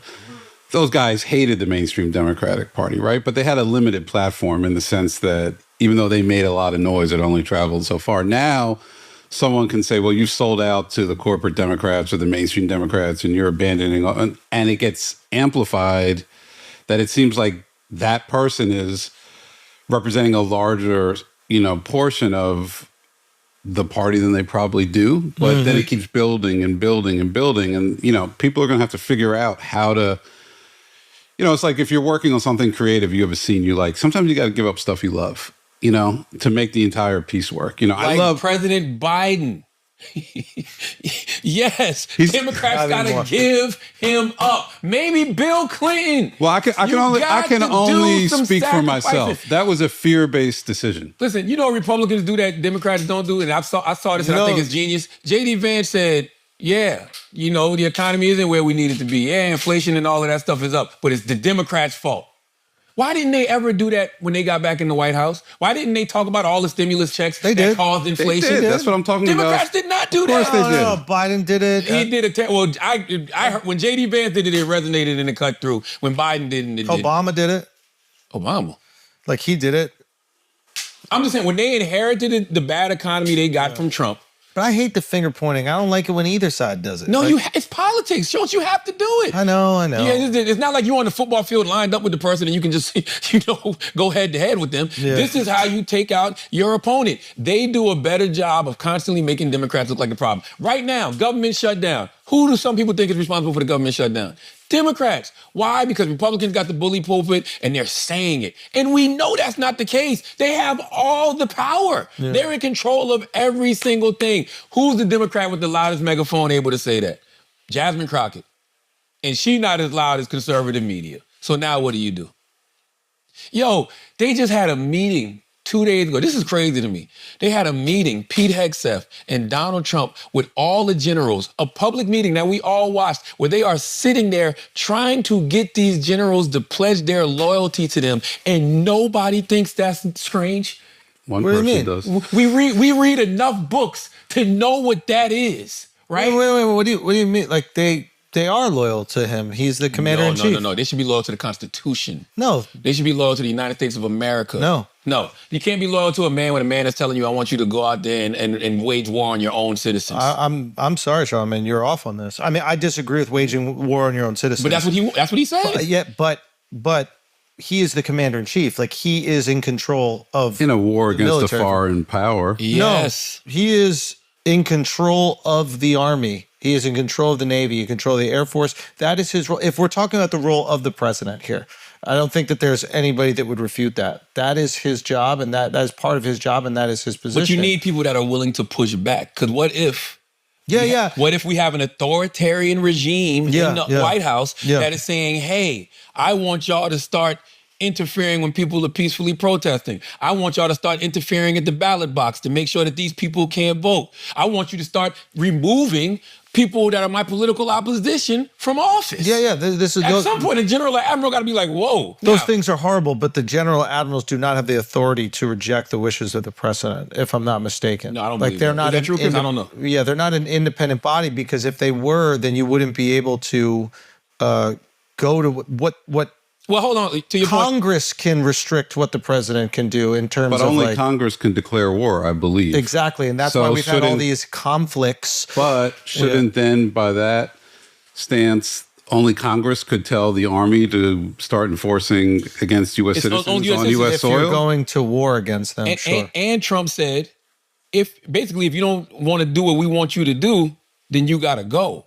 So when you're trying to build your own military that is loyal to you and not the Constitution in the country, what are we building? Now we Germany. Now we the Soviet Union under Stalin. Now we fucking Saddam Hussein in Iraq. Like, what are we doing, America? So I hear that. And don't get me wrong, I definitely hear like the totalitarian. I agree with Pete on the authoritarian- fat admirals and generals, though. Yeah, I mean, we're not. Yeah, I don't want no fat admirals and generals. That's the one thing Pete Hegseth said. And I'm there's like, you know one what? standard. It's not a men's and women's standard. It's just one You standard. can't have the strongest military in the world and not look the part, bro. You know what I'm saying? Like, no. Napoleon was a little chunky. Yeah, but he wasn't fighting. These guys aren't fighting. I mean, you want them to, I guess. I don't know, man. I just think that there's a lot of things that are going on in America that are not normal. And if you just read a little bit, I'm not the smartest person in the world. I'm not the highest grade of weed in the dispensary. But if you just read a little bit in light of history throughout the world, you can see how this can easily happen in America. And it's happening. Like nobody, they literally had a meeting and nobody, it's just like okay. What? So you're allowed to meet with your generals. This is not like this was different, man. You had to go watch it. You got to go watch it and listen to what they're basically asking them to do. Like, why do you want to send the military into Portland? So here's the thing. Obviously, they're doing this for like political reasons. Why? No, they're in power. The question that I have about this, and I mean this genuinely, if people feel unsafe in their cities and their local governments are not doing anything about that, do you think that they are upset at Trump doing this? Or do you think that they're happy about it? It depends who you ask. Like, there's people in D.C. that you can talk to, and they're like, as a matter of fact, you even got to talk to the people in D.C. Go talk to some of the military personnel that's in D.C. They'll tell you, I don't know what we're doing here. Yeah. Forget what people are saying. Go talk to them. I've spoken to some of them. They don't know what they're doing in D.C. They're like, why are we guarding this restaurant downtown? You know what I'm saying? Why do we need to go into Portland? Like, no, I hear that. And they're going, and Mamdani wins? Yeah. Woo! No, I think they're going to be marching up and down the streets in New York City. I think the opposite. I think that if Mamdani wins, Trump is going to hope that the city burns so that he can use it as a political No. I agree with you. But there's going to be some strategic chaos. Yeah. Sure. He already said, I'm cutting the federal budget in New York. Which is horrible. They're going to put the military here. You wasn't here last week when the Secret Service was stopping everybody and making you get out your car and putting the dogs and... Oh, because where we're at the radio station, that's right there where the UN meeting was at. Oh, because the UN was that shit was crazy. Yeah. It was. I mean, it was the weirdest thing about that though. Secret Service, y'all never search us. You make us get out the car, and you run the dogs and everything, and you go into the hood and you go into Trump, but you don't search us, the people. Like that is weird. I thought that was strange. Maybe I don't know if it was. Of course, there was a couple that's like, "Oh, Charlamagne, what's up?" So maybe it was me. I don't know, but I just thought it was weird that I don't even at least get a pat down. You're not gonna let the dog sniff my butt, my balls, and that. You know what I'm saying? I just thought that was a little strange. That is a little weird. It's a little strange. Yeah. If I went through the Secret Service checkpoint a couple of times, I'm like, oh, they just searching the car, so I just keep whatever I got on me. That's what I would be thinking if I was 100% a criminal. Yeah. But. I don't know, man. I just think it's some strange times, bro. I don't know. Let's pay some bills, Chris. Come back. Let's talk about some Bad Bunny at the Super Bowl and a couple other things. Man, salute to our good people at Chime. Make Chime big, man. Shout out to Chime, man. Chime is always holding us down, man. Chime, we appreciate you.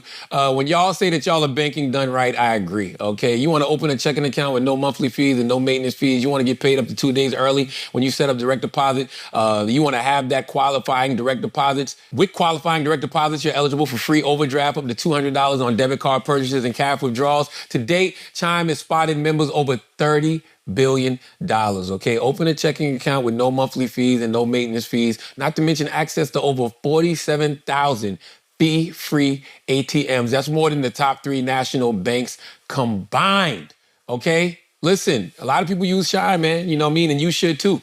If I had Chime in my younger self, I would have benefited from this, okay?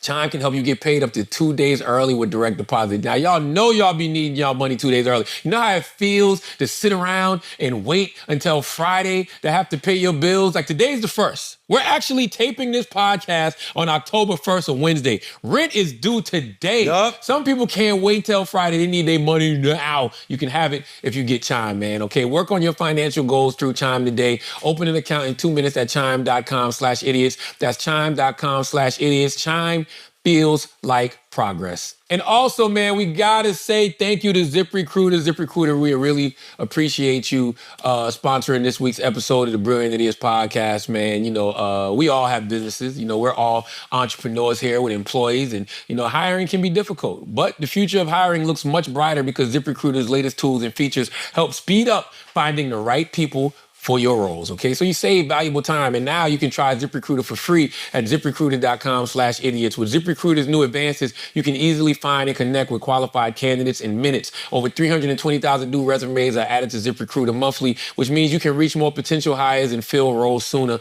No wonder ZipRecruiter is the #1 rated hiring site based on G2 at ZipRecruiter.com/idiots, okay? Use ZipRecruiter and save time hiring. 4 out of 5 employers who post on ZipRecruiter get a quality candidate within the first day. And if you go to ZipRecruiter.com/idiots right now, you can try it for free. Again, that's ZipRecruiter.com/idiots. ZipRecruiter, the smartest way to hire. We got some church announcements. Show us what we got. Sorry, hold on one second. What you eating? Go ahead. Damn, you ain't ate since Australia? I'm starving. I'm all jet lagged. Everything's all backwards. Church announcements. I'm going to be in Dubai October 7th. After that, going to the Riyadh Comedy Festival, which is getting mad controversy. A lot of controversy. I just want to say, I want to go there before the festival. October 11th, 5th Annual Mental Wealth Expo is happening in Newark, New Jersey at the Joel and Diane Bloom Event Center. Hold me, make sure I got that right. Joel and Diane Bloom. Yes. Wellness and Event Center in Newark, New Jersey. Some of the best mental health professionals in the country will be there. Debbie Brown, Dr. Rita Walker, Elliot Connie, Jason Wilson, Deontay Wilder is going to be there. Queen of Fool is going to be there. And it's a free event from 11 a.m. to 4 p.m. Go to mentalwealthexpo.com to register to be there, to get in. You don't have to register to get in. You know what I mean? You could just pull up. But, you know, we recommend that you register because it's a free event. So, you know, a lot of people like to come to the Mental Wealth Expo. So we'll see you October 11th. Salute to Jake Paul too, man. I don't think Jake Paul gets enough credit for knowing how to finesse a bag. Yes, but those MVP fights are really good. I went to Serrano and Taylor at the Garden. Phenomenal. It was just a very well put together event. That shit was dope. It was exciting. Like I'm a guy that goes to a lot of boxing matches. We go to boxing matches at the Garden before.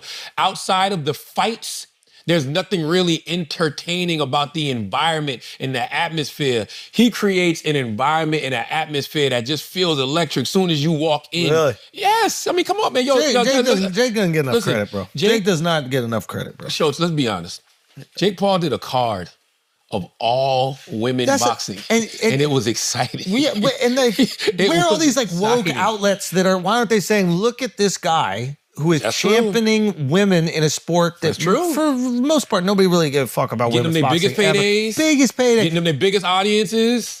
Putting them on Netflix. Netflix would not be doing shit like that if it wasn't for Jake Paul. Like, where is his credit? Listen, we only give credit to certain people. Nah, I meant to salute him after I came back from the fight, but I just was reminded of it when I saw the Most Valuable Promotions. He does a phenomenal job with MVP, bro. Yeah, like you got to give Jake a lot of credit. I hope that Jake continues to be able to put together these type of stellar fights. And the thing I liked about the women card, he didn't have to be involved in it. Yeah, he wasn't fighting on it. At all. Now, what I would love to see him do, and I'm pretty sure it might be like this on the Tank card, just to make sure those undercard fights are great. Yeah, make him entertaining. This is what boxing always fucks up. That's right. It's like, because you got to pay the main event so much, there's no money for anybody else. But like, you know, throw a few dollars at the next like 3 fights so that we have something really engaging to watch for, 2 hours. Bro, if Turkey and Jake Paul ever come together to do some type of boxing event, because that's going to be the next thing, right? The next thing isn't going to be just the Jake Paul Tank is the main event. It's going to be the Jake Paul and Tank, but then it might be, Canelo and Benavidez, like a real fight. You know what I'm saying? I'm not saying that Tank and Jake Paul's not a real fight, but like actual boxers versus boxers. Like it's going to be a thing where it's going to be like a combination of everything. Because, I don't think, like, Jake Paul would have to, like, really go on a real run of knocking out a bunch of different boxers to ever really get taken serious as a boxer.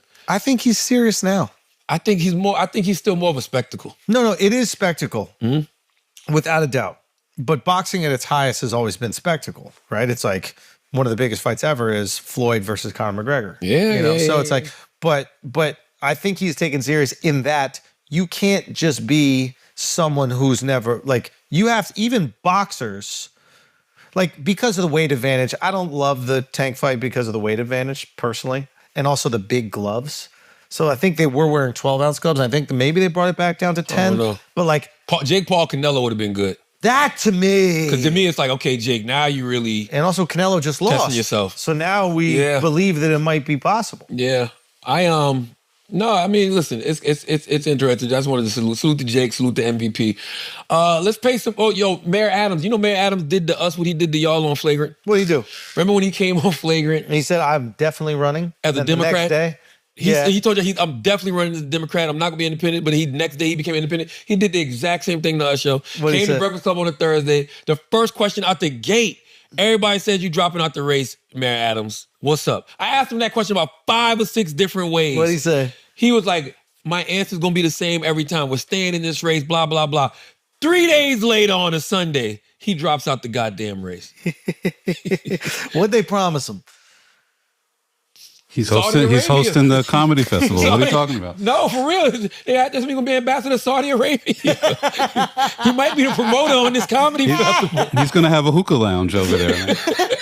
That's racist, yo. Is it? That's racist. I don't think it is, actually. That's racist. Yo, Stillwell said, I saw Stillwell on the news yesterday. Stillwell said the next billionaire that calls him, he's recording the call. Who's Stillwell? Curtis Stillwell, the guy, he's a guardian angel, right? Oh, Stillwell. Oh, Stillwell, what I said? Silva. What?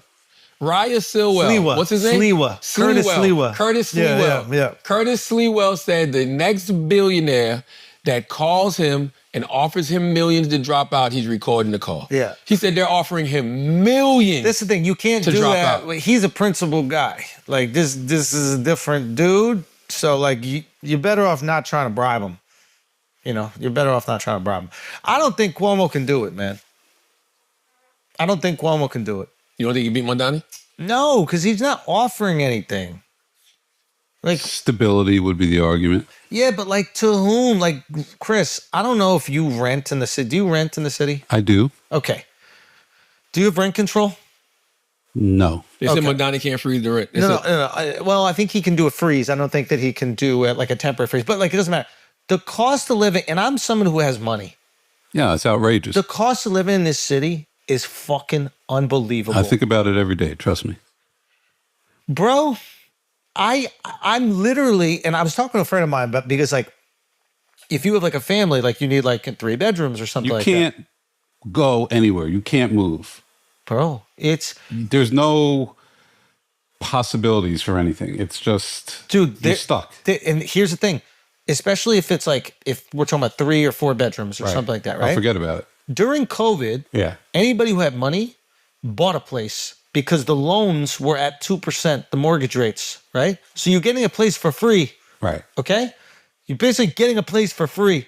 I fucked up. Yeah, we all fucked up, right? Because we didn't know what the hell was happening in the world. So you get this 2% loan. So all these people got these 2% loans and they're doing interest only. So they're probably like 7 years or 10-year interest only loans, right? So they're just sitting on all these properties. And that's one reason why there's no liquidity in the market, is because people are sitting on these properties. That's why the rental market is so crazy, is because they have a loan that is free basically for them to live. But come 2027 or 28, all these mortgages are going to go from 2% to fucking 6%. And you're going to see somebody's carry go from $100,000. Why? Because they were all adjustable? Say again? They had arms? They have IOs, right? They have insurance only, right? Like, so it's not like a 30-year arm. What they do is they just pay the interest only. Well, I mean, that was the thing in New York was always you buy a studio and then you start to outgrow it and the value goes up, let's say 5% hypothetically. Yeah. Then you buy the 1 bedroom with the difference that you've made, and then you just keep going up the ladder. And there's a tax loophole. Instead of just going to Jersey to buy a fucking house. Bro, you can't go to Jersey right now. Yeah, you should have went years ago. Y'all was here. Real estate is outrageous everywhere. There's nowhere in the country right now. But New York is like ground zero for it. No, I'm with you. It's funny when people tell you how much your house is worth now, because it's just like, well, who can buy it? Who can buy it? Okay, but on the flip side, buy it? They've built, I forget how many years it was. Let's say 2 years. They've built 12,000 new units in Brooklyn alone, right? You would think at a certain point there would be so much new supply that the prices would come down. They're still going up. So who's buying these things? Rich people in hopes From that where? rich people are buying them in bulk in hopes that, you know, people come and buy them and rent them out. Because there's no way that regular everyday people that are, you know, making, you know, working class wages are buying them fucking apartments in Brooklyn. There's no way, bro. And I don't know where people live. I don't know how they live. I don't know who can afford it. Like, how many people can afford it? We have, 8 million people in this city? How is everybody a millionaire? Like, I think a lot of it's coming internationally. I agree. Yeah. We need these festivals. We need them. Saudi Arabia. Let's wrap this thing up with some Asking Idiots and a couple other news stories. The Kardashians are suing Ray J for defamation. Whoa. Yeah, the Kardashians are suing Ray J for defamation. You can't bite the hand that feeds you.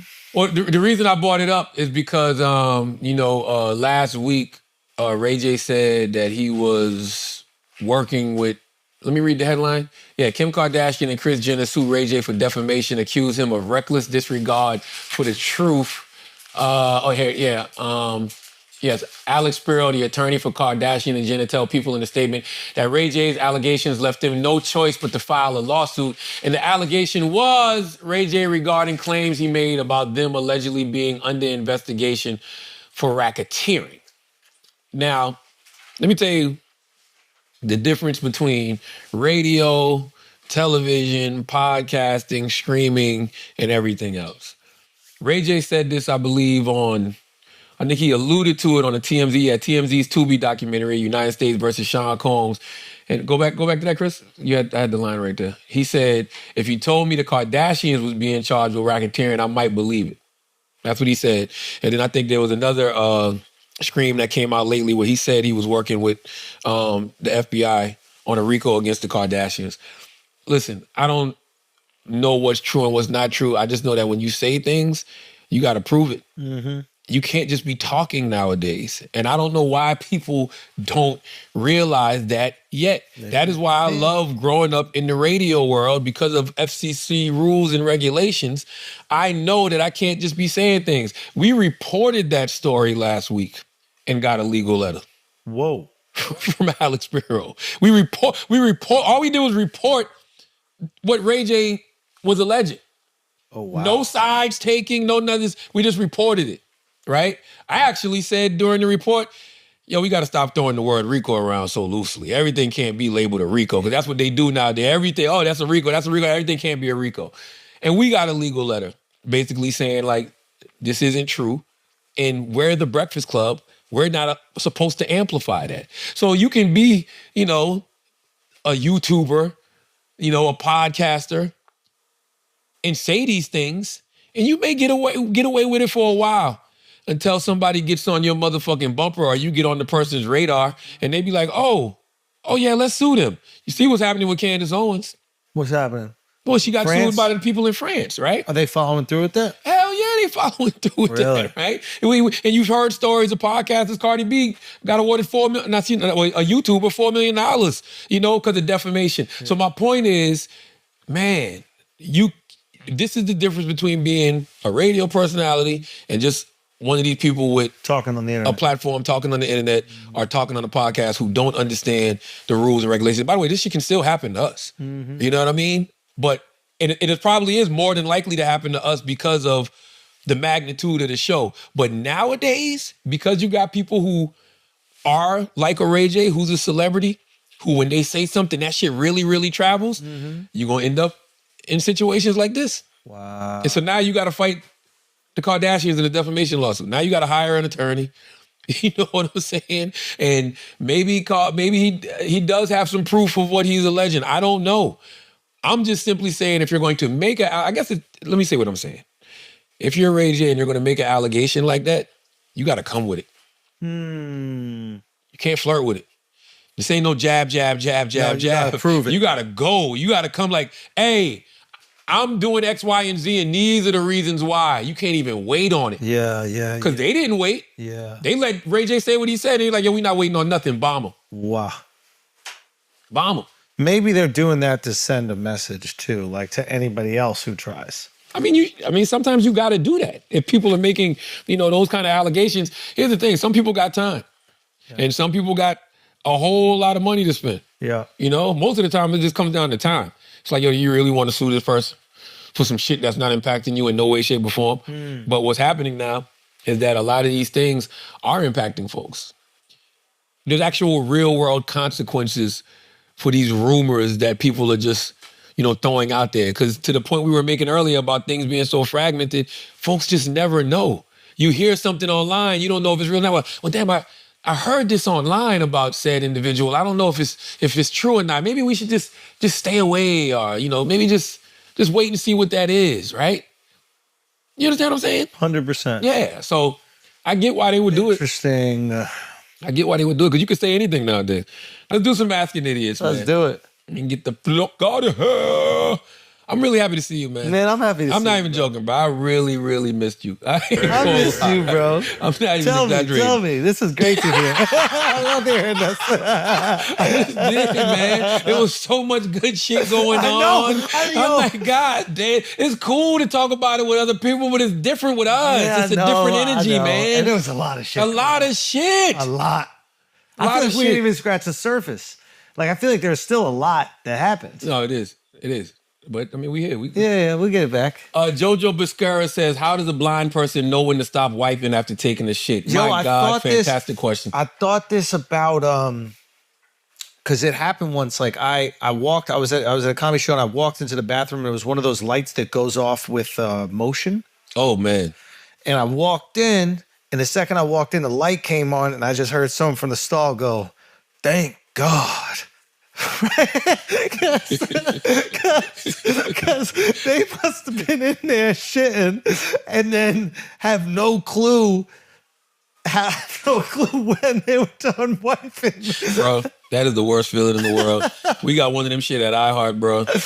I ain't gonna say what floor it's on. I be thinking that the woman at the desk be fucking with me. Why? Because this shit just started happening. I've been working here for 15 years, and now all of a sudden that shit cuts off. Yeah. And when you on the toilet, you be doing shit like. Because you don't want to stand up. I did a Bobby Smurda one time, threw my fucking hat off. Like, you know what I'm saying? I turned the fucking lights on, man. Like, yo, that shit is impossible to do, bro. How does a blind person know when to stop wiping after taking a shit? I know. I don't know, JoJo. That is one of the things that we never talk about with blind people that is probably excruciating for them, yo. Yeah, because they got to go extra just to make sure. So they're probably bloody. I need one of our blind brain idiot listeners to explain that to me, because I really don't know. And that motion light in the bathroom is what really makes me not. I don't know what y'all do, yo. He said, thank God.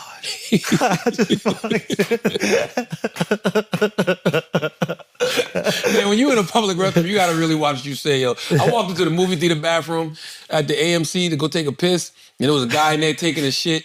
And when I walked in to pee, I wasn't talking to nothing. I just walked in and I'm peeing, and all of a sudden I just hear the dude on the toilet go, George.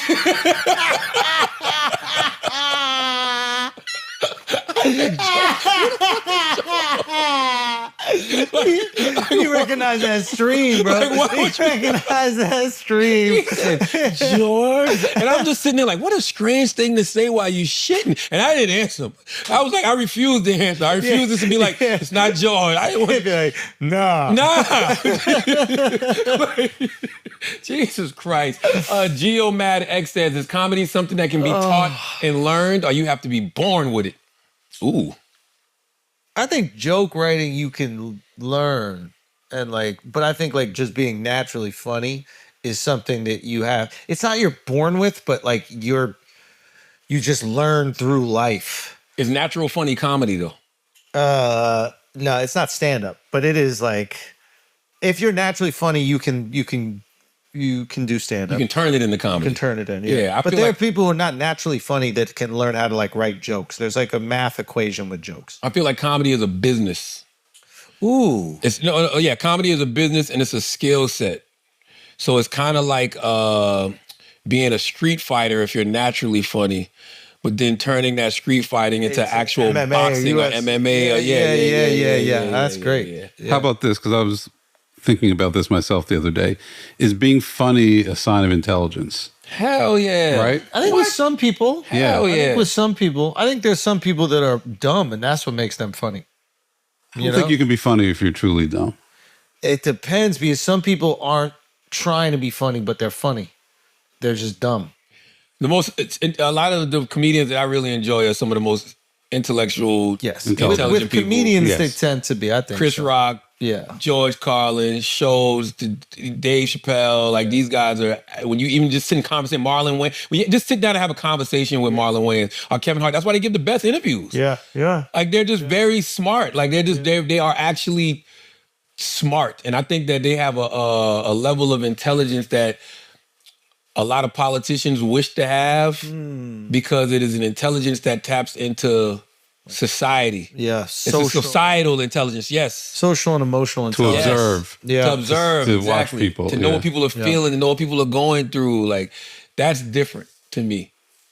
So, yeah. King _ D71.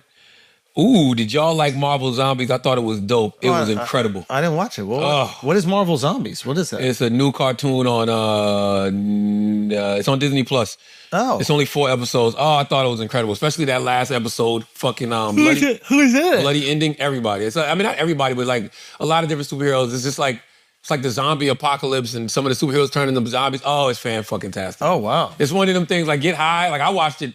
I was on an edible Friday night, and that shit was overstimulating me. It was just like, oh shit. Like, because the graphics and the way it's animated, but then the storyline, like that shit was, yes, I enjoyed Marvel Zombies a whole lot, King D71. I don't know what happened at the end though. I would like to know what happened at the end. Like I want to know if, well, I don't want to give it away, but you know what I'm talking about with Kamala. I want to know what happened. Was that the real world, or was that all an illusion? I don't know. _taps_ says, who would you rather have for president now? 2016 Bernie or Jon Stewart?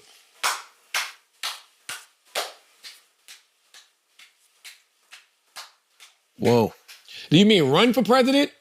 No, have. Who would we rather have right now? John. I'm going John too. Bernie. Yeah, this is no like insult. I love Jon Stewart, but I think John. I think John because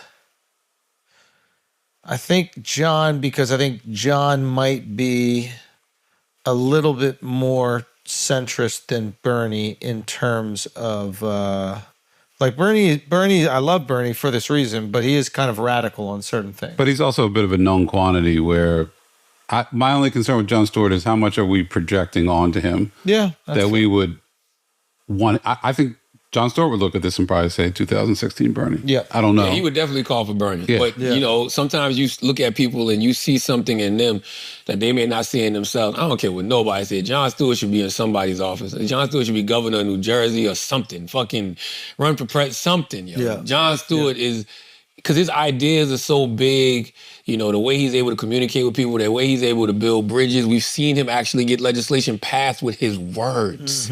You know what I'm saying? Actually go out there and put pressure on them to do the right thing to pass this legislation for the firefighters in 9/11 with his words. I listen, I like Bernie too. You know what though? I would probably pick Bernie. Because this question is kind of confusing because you're saying who would you rather have for president right now? If I wanted for president right now, it would be 2016 Bernie. If you ask me who would I want to compete to win in 2028, granted we have a free and fair election, it would be Jon Stewart. You know? So this question is a little tricky. Let's do 2 more, man. What else we got? Charlie Marciano. How long before they have an AI president? They had one the last administration. Right? I mean, maybe. If he was AI, wouldn't they have had him talk a little cleaner? That's a good point. Sped him up a little bit. I don't think we'll ever have an AI president, but I think AI will play a massive role in like decision making. So it might not be like the president, but if it's curating the ideas of the president, Is it not the president? I think we'll have an AI human hybrid president at some point in life. You know, because that's right around the corner, whether y'all realize it or not. I keep telling y'all, read this book, man, Techno-Feudalism, how Techno-Feudalism killed You capitalism. watch it? No, it's a book. I mean, sorry, you've read it? Oh, yeah. I think that, you know, a lot of this stuff is, you know, it's more in the near future than it is, you know, far away. Yeah. Like, you know, there's going to be the neural links in people's brains. Like, you know, it's going to be the people who are, like, even now, they got the glasses right now that you can put on and freaking, me and you could be debating and I could just be rolling off facts and a teleprompter in my glasses, right? Like, it's like that's fine. A lot of this stuff is right there. And Duval asked this question a while ago, and it's true. Like, would you get it to compete? Because if you got to go out here with all of these fucking comics that got Neuralink and all of this shit like that, and you have to. Like, what do you do? What do you do as an author, Chris? When these motherfuckers is out here with the Neuralink shit in their mind and they writing a book Well, it comes back to the comedy question, right? Can AI duplicate comedy? No. No, not yet. It can't write jokes. But eventually we'll be able to. The kind of like Catskill two-liner math equation types you're talking about? It'll be able to do those. Let's ask chat. Give me a joke. Give me something. Well, give me a premise. Give me a premise. Let's ask Chat GPT. Ask Chat GPT to write a joke about AI taking over the world. Okay. Let's see. Write a joke about AI taking over the world and having access to male booty holes everywhere. Hold on. Let's give it a little razzle dazzle. Let's see what it says. Okay, Jesus Christ. This should say, okay, here's one in that wild Charlemagne style lane. Yeah, it knows you. Oh, yeah, you can ask him to write the joke in different ways. All I said was write a joke about AI taking over the world and having access to male booty holes everywhere. Yeah, but it knows you. Everybody's scared about AI taking over the world, man. Y'all worried about the wrong thing. Forget robots stealing your jobs. Wait till ChatGPT gets Wi-Fi access to your booty hole history. Alexa, already listening to your conversations. Next thing you know, Siri gonna be like, based on your last 3 searches, you might want to stretch first. Yo, that's pretty good. That's got Donkey the Day written all over it. My God. What? Then it says, want me to punch it up into a full Donkey of the Day style bit? Yeah. With a moral at the end? Is this your first time using ChatGPT? No, but God damn. Yeah. You think it knows it's me? Yeah. Oh, I got to erase my search history then. I be asking this shit some wild shit. Like, what the fuck? I'll be asking ChatGPT some wild shit, bro. God damn. Let me tell Chat this is not me. Hey, I just want you to know. This is not Charlemagne the God. This is not Charlemagne the God. Let me see what it says. Got you. Oh, shit. What is Says, that? got you. Appreciate you saying that. I know you're you, and I'll keep it straight with no mix-ups. Want me to run back another version of that AI takeover joke, just regular stand-up style without the Charlemagne spin? Yeah. Tell him Oh, yes. Yeah. Charlemagne using ChatGPT for the first time is amazing. Yes, please. Cool. Here's clean stand-up style take. People keep saying AI is going to take over the world. Honestly, I'm not scared of robots controlling the nukes. I'm scared of them controlling the Wi-Fi. Imagine an AI with access to everybody's search history and personal booty hole data. That's not world domination. That's just world humiliation. We won't be fighting Skynet. We'll be fighting ShameNet. Yeah, it's not there yet. It's not as far away as I'd hoped. Yeah. either. Yeah, no, it will be there. That is opener at Caroline's. I've seen those. By the way, those are my favorites though. I know. Those are the ones that love don't watching a hit. bomb, bro. Those are the ones that don't hit. You love watching and a I'm just bomb. dying laughing, and everybody's like, "What the fuck does he think is so funny?" There's nothing like watching a comedian tell a joke that lands, doesn't hit, and they just got to scramble for what's next. Oh, and especially when they don't have no improv skills. Oh! Every time I see someone bomb, I think about you. And the joy that you'd be getting if you were watching it. One more, Chris. Ooh, this is a good one. We can end with this one. we've been talking about this all pod, kind of. They asked me what, I'll scroll back up, Chris. What story do you hate that you two couldn't talk about together while Andrew was in Australia? I mean, it was a bunch of them. Fucking shit. The president called me out. Fucking the Charlie Kirk shit. Like, it was a bunch of shit. The president calling you out was crazy. Yeah. I really wish I was here for that Dame week, man. That week just seems so fun. It was. I mean, it was fun. It was fun. You know what I mean? It's just everything. And I'm not saying everything after the fact is not fun. It's just not serious. Yeah.